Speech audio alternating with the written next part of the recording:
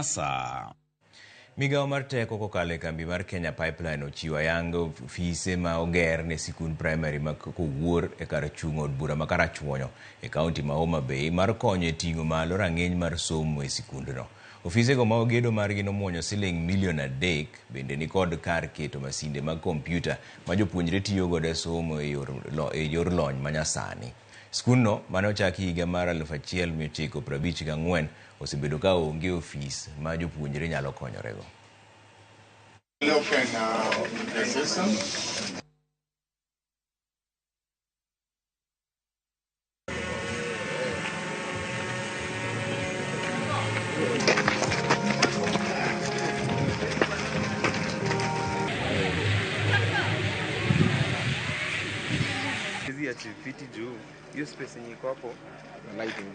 One of the key things that we saw that this school was having a challenge on the administration block, and the Board of Trustees approved a 3 million to ensure that the staff of this institution are planning well, are in a good environment to ensure that they can give back to the students and ensure that all the materials that they need are well placed. Sani koro wan gi arumi kata staff room maduong' mabiro romo jopuonj te.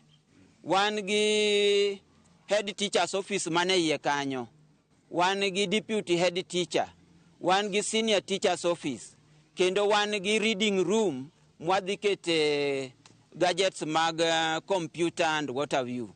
I don't know sure ni one kaka the local community was support kendo wa more the project omiwaka kendo biro temo ni project ni urite mondo dag magber kendo